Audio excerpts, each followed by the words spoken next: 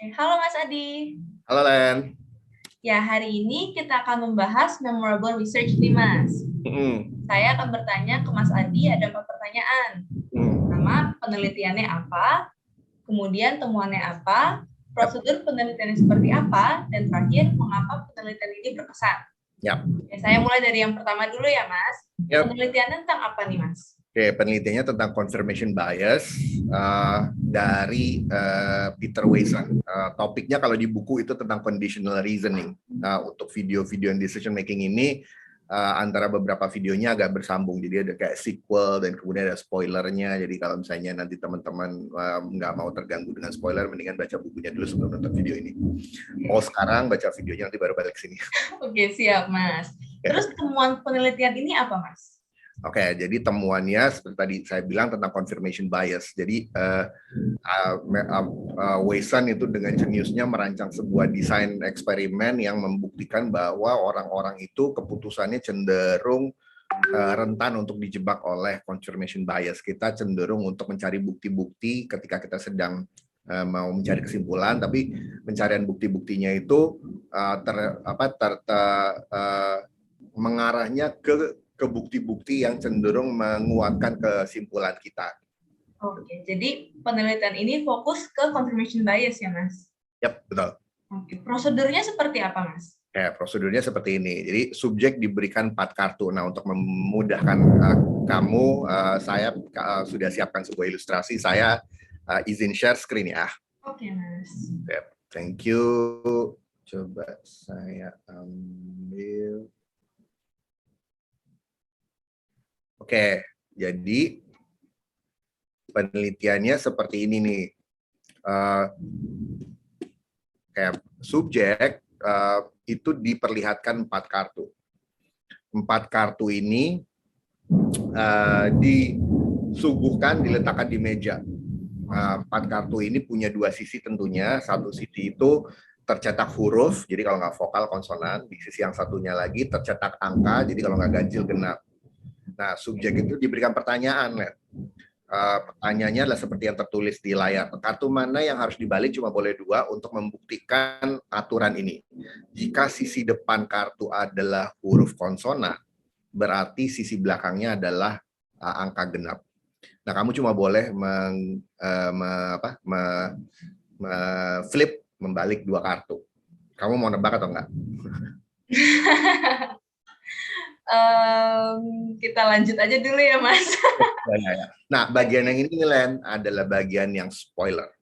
Kalau teman-teman mau coba dulu, silakan. Kalau sekarang udah nih, langsung catat aja pilihannya apa. Kalau misalnya berarti langsung tonton aja. Tapi mudah-mudahan sama tadi kita ngobrol, teman-teman udah pilih. Jadi mana 2 kartu yang harus dibalik untuk mengkonfirmasi? Ternyata jawabannya adalah kartu pertama dan kartu kedua.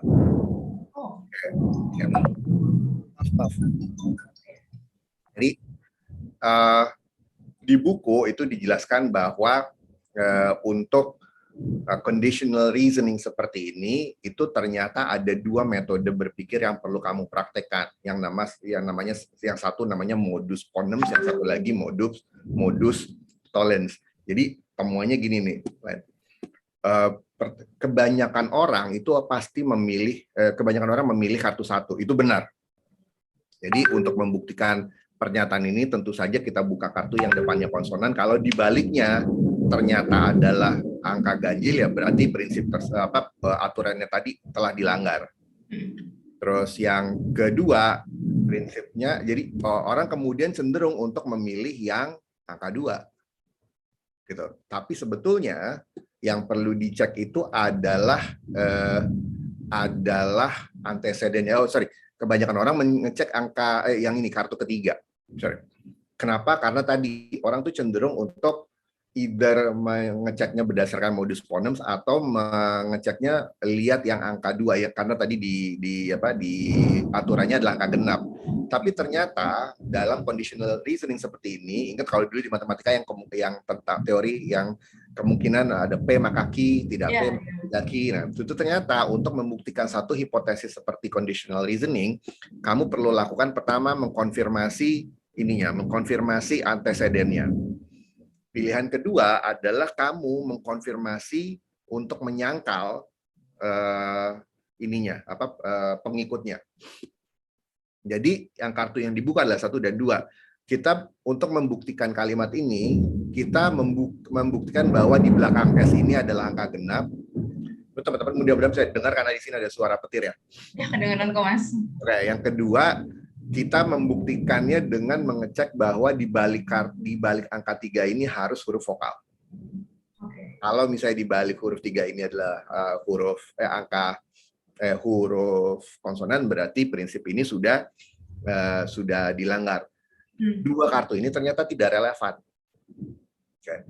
Ternyata kalau dari temuannya, hampir semua orang memilih ini dan hampir tidak ada yang memilih ini. Yang memilih 3. Hampir semua orang memilih ini, tapi hampir tidak ada yang memilih ini. Dari penelitiannya Weisen menemukan hanya 1% yang memilih ini. Wah, kenapa tuh, Mas? Ini yang disebut sebagai confirmation bias. Kita either memilih yang mengkonfirmasi ini, atau logika kita itu tidak cukup fleksibel untuk dibalik. Jadi kita cenderung membuktikan lewat P-nya, bukan lewat Q-nya. Makanya yang banyak dipilih adalah, ini sudah pasti dipilih oleh banyak orang. Yang kedua yang populer adalah ini, tapi yang kartu ini paling jarang dipilih. Okay. Itu jadinya jadi penting sekali tuh temuan itu nanti. Okay. Nah, terus yang menarik dari penelitian ini apa tuh? Jadi menurut saya, wow, petirnya semakin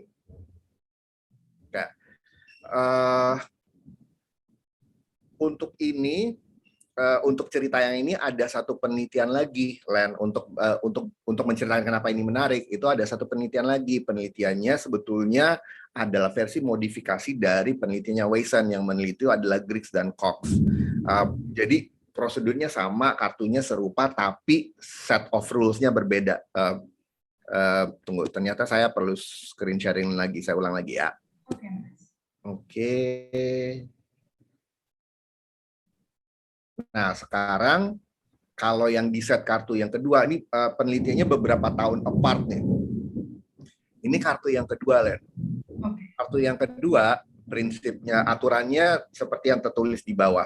Jadi prosedurnya mirip, subjek diberikan 1 set kartu, ada 4 kartu, dia cuma boleh memflip 2 kartu untuk mengkonfirmasi peraturan jika seseorang terlihat minum alkohol, usianya pasti di atas 19 tahun.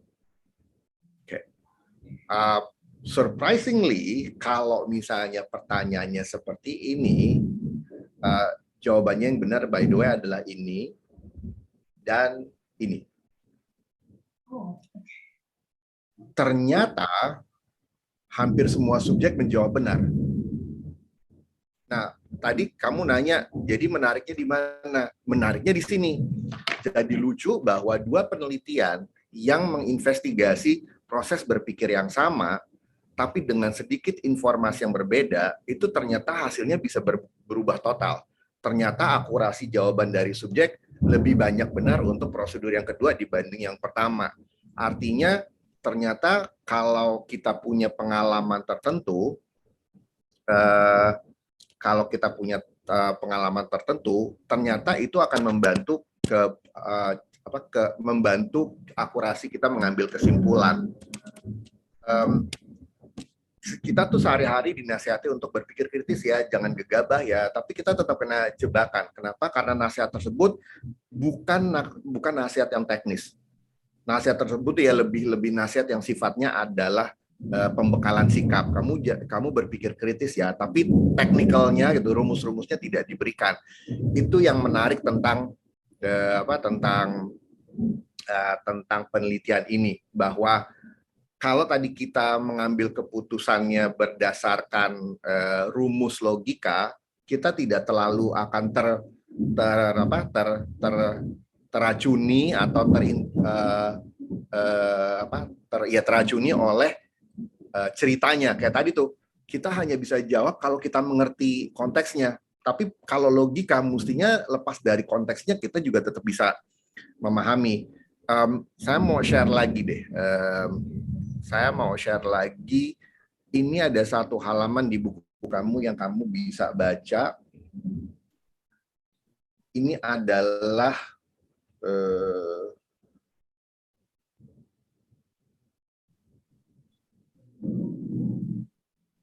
oke. Nah, ini adalah penjelasan tentang rumus untuk mengkonfirmasi pertanyaan tadi. Jika P maka Q. Ini adalah rumus-rumus deduktif, conditional reasoning yang kalau teman-teman mengerti rumusnya P sama dengan Q itu berarti membuktikannya gimana, falasisnya di mana. Untuk bisa menjawab sebuah pertanyaan seperti ini dengan akurat tidak perlu ada cerita minum bir dan umur minimal, usia legal. Nah, artinya gini, kalau misalnya kita hanya bisa berlogika berdasarkan konteks tertentu, maka yang bisa menjawab logika seperti itu ya hanya orang yang expert, ya kan? Padahal tidak semua orang sudah langsung expert. Untuk expert itu mulainya dari seorang amatir, dan untuk seorang amatir itu untuk bisa jadi expert dia harus punya jam terbang. Tapi kalau misalnya seorang amatir dibekali dengan thinking skills yang sekonkret tadi, dikasih tuh resep-resep logikanya, maka dia bisa menjadi expert dalam waktu yang cepat. Gitu. Jadi penting banget ya Mas untuk tahu walaupun kita amatir gitu ya. Ya. Penelitian-penelitian seperti itu selalu mengingatkan saya kembali dengan misinya ilmu pengetahuan. Ilmu pengetahuan itu, kalau kamu dulu ingat di semester 1, ilmu pengetahuan termasuk psikologi itu punya misi selalu dirumuskan bahwa misinya adalah mendeskripsikan fenomena, menjelaskan fenomena, memprediksi fenomena, dan mengintervensi sebuah fenomena. Kalau penelitian ilmiah sedang menjelaskan seperti ini nih, ini kan penelitinya si Weissen dan si Griggs itu sudah bukan tahap mendeskripsikan fenomena lagi, dia sudah menjelaskan.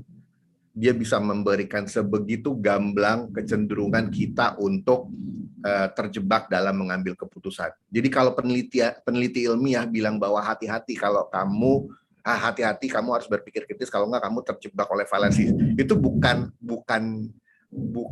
dia punya cerita itu karena diwariskan dari orang-orang sebelumnya, tapi karena dia sudah membuktikan secara konkret dengan ada datanya, secara kuantitatif itu dan penelitiannya kemudian dilaporkan, penelitiannya kemudian direplikasi oleh orang lain, itu membuat jadi nasihat seperti jangan gegabah ya, berpikir kritis ya, itu jadi lebih punya makna tuh.